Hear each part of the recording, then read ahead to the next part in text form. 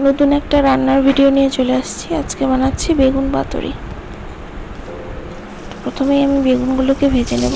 এবারে আমি হলুদ লবণ চিনি মাখিয়ে কিছুক্ষণ রেখে দিয়েছিলাম। বেগুনগুলোকে এভাবে ঢেকে ঢেকে উল্টে পাল্টে ভালো করে লাল করে ভেজে নিতে হবে।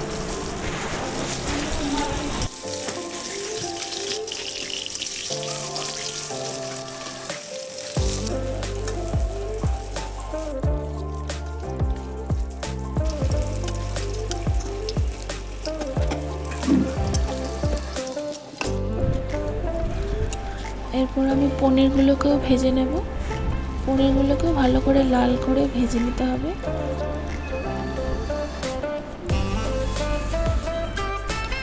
আমি তেলের মধ্যে 1.5 চামচ ঘি অ্যাড করেছি। আপনারা চাইলে পুরোটাই ঘি ছাড়াও রান্না করতে পারেন। ঘিটা দিলে টেস্টটা ভালো আসে। তার মধ্যে 1/2 চামচ মেথি আর 1 চামচ সর্ষে ফোড়ন দিয়েছি। 2টো কাঁচা লঙ্কা অ্যাড করে দিচ্ছি। আর আমি এখানে 3টে টমেটো এভাবে গোল গোল করে কেটে নিয়েছি। সেগুলোকে হালকা ভেজে বাটা মশলাটা অ্যাড করে দেবো। আচ্ছা, এই মশলাতে আছে 1 চামচ পোস্ত, 1/2 চামচ সর্ষে, 1/2 চামচ চারমগজ, 8-10টা কাজু বাদাম।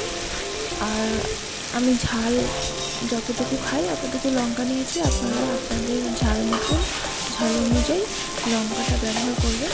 তারপরে আমি এখানে পরিমাণ মতো হলুদ, স্বাদ মতো নুন আর 1.5 চামচের মতন চিনি অ্যাড করেছি। একটু মিষ্টি মিষ্টি হবে। ভালো করে মশলাটা কষিয়ে নিতে হবে। আমার মশলা কষানো হয়ে গেছে। অ্যাড করে দিচ্ছি জল। আমি এখানে 2 কাপের মতো জল নিয়েছি, মানে ওই পরিমাণ মতো যতটুকু জল লাগবে ততটুকু জল নিয়েছি। ফুটে গেছে। এবার এতে অ্যাড করে দেব আমাদের বেগুন ভাজা, পনির ভাজাগুলো অ্যাড করে দিচ্ছি। অ্যাড করে দিয়ে ভালো করে সব কিছু মিশিয়ে কিছুক্ষণ ঢাকা দিয়ে রাখতে হবে।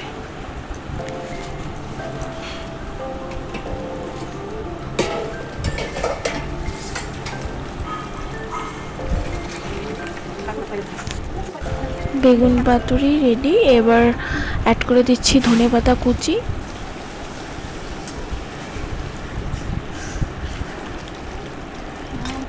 হয়ে গেছে, নামিয়ে নিচ্ছি। গরম ভাতের সাথে সার্ভ করুন, ভালো লাগবে। Thank you for watching. Please like, share and subscribe.